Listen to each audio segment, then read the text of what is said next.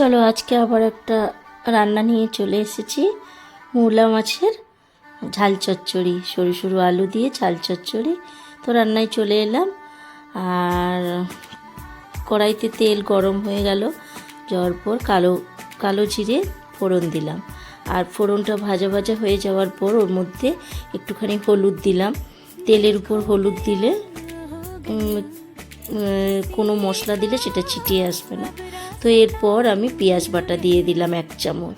পেঁয়াজ বাটাটাকে ভালো করে কষিয়ে নেওয়ার পর এরপর আমি এর মধ্যে দেবো 1 চামচ লঙ্কার গুঁড়ো, আর ঝালটা সম্পূর্ণ নিজেদের মতো। তো পেঁয়াজটা একটু কষিয়ে নেওয়ার পর এবার অল্প একটু জল দিলাম, কারণ তেলের উপর পেঁয়াজ দেওয়ার পর খানিক বাদ একটু জল দিতে হয়, নাহলে পুড়ে যায়।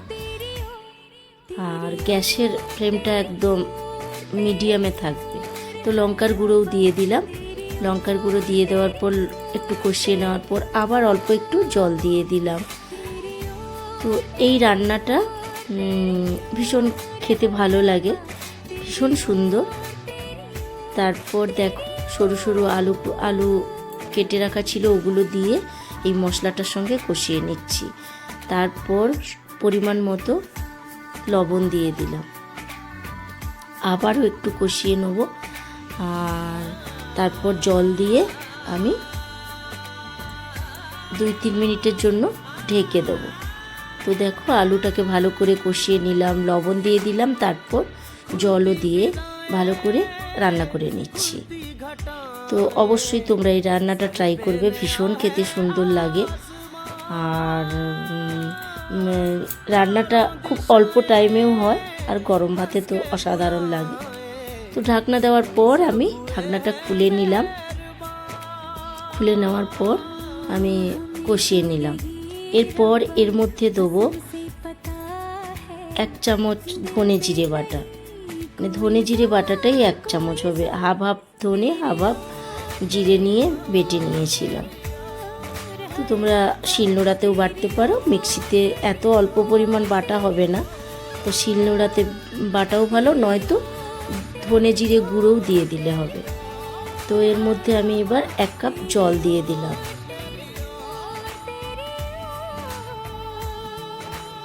জল দেওয়ার পর আর আবার একটু কষিয়ে নিলাম, আর নেড়ে চেড়ে নেওয়ার পর এবার একটা ঢাকনা দিয়ে ঢেকে দেবো।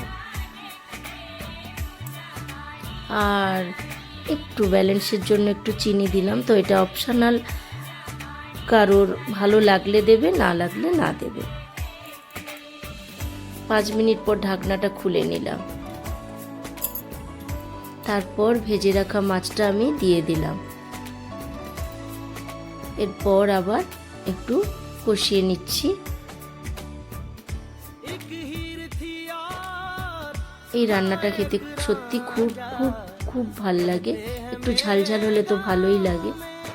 আর হাফ চামচ আমি সর্ষে বেটে রেখেছিলাম, সেটা নিয়ে নিলাম। ওপরের জলটা, সর্ষেটা গুলিয়ে জলটা, আর নিচে সর্ষের খোসাগুলো দিলাম না, ছেঁকে দিয়ে দিলাম। তো দেখো রান্নাটা দেখতেও ভীষণ সুন্দর, আর খেতেও খুবই সুন্দর লাগে। এরপর 2-3 মিনিট মাছ দেওয়ার পর ফুটিয়ে নেব। আর আলুটাও দেখো সুন্দরভাবে সেদ্ধ হয়ে গেছে। মাছগুলো ভীষণই সুন্দর ছিল, একদম ফ্রেশ মাছ ছিল। আর রান্না আমার একদমই শেষ। তো রান্নাটা অবশ্যই তোমরা ট্রাই করবে, আর কেমন হয় সেটা কমেন্ট করে জানাবে। চলো বাই।